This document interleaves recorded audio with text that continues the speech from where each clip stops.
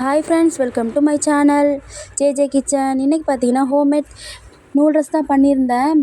எப்பவும் போல் சப்பாத்தி மாவு எடுத்துக்கிட்டு நல்லா பிசைஞ்சு தனியாக எடுத்துக்கிட்டாச்சு. இப்போ நம்ம உருட்டைக்கட்டையை போட்டு நல்லா ரொம்ப வளர்க்காமல் நார்மலாக வளர்த்து லேயராக கட் பண்ணி எடுத்துக்கலாம். கட் பண்ணதை ஆல்ரெடி நான் சுடு தண்ணியில் கொதிக்க வச்சுருந்தேன். அந்த கட் பண்ண நூலாக வரும் பார்த்திங்களா, அதெல்லாம் எடுத்து உள்ளே போட்டுட்டு நல்லா வேக விட்டு வச்சுக்கலாம். அதை தனியாக எடுத்து வச்சுட்டு அதுக்கப்புறமா ஒரு கடாயை காய வச்சுட்டு கொஞ்சமாக ஆயில் ஆட் பண்ணிவிட்டு அப்புறமா ஆனியன் ஆட் பண்ணிவிட்டு நல்லா தாளிச்சிக்கலாம். தாளிச்சு விட்டதுக்கப்புறமா பார்த்திங்கன்னா கேரட், கேப்சிகம், அப்புறமா பேபிகார்ன், நம்மக்கிட்ட என்ன வெஜிடபிள்ஸ் இருக்கோ அதெல்லாம் போட்டு நல்லா வதக்கிக்கலாம்.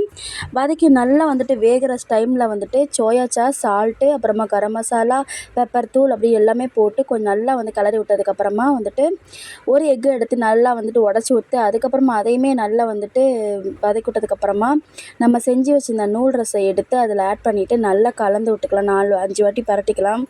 நல்லா பரட்டி விட்டதுக்கப்புறமா பார்த்திங்கன்னா தட்டில் சேவ் பண்ணி சாப்பிட்டு பாருங்கள். நிஜமாலே சூப்பராக இருந்துச்சு ஃப்ரெண்ட்ஸ்.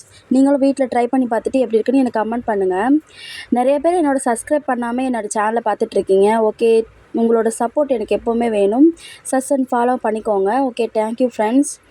நம்ம எப்போவுமே கடைகளில் போய் சாப்பிட்றது ரொம்ப ஈஸியான வேலை தான். அதே நம்ம கொஞ்சம் வேலை பார்த்து நம்ம பசங்களுக்கு செஞ்சு கொடுத்தோன்னா நமக்கும்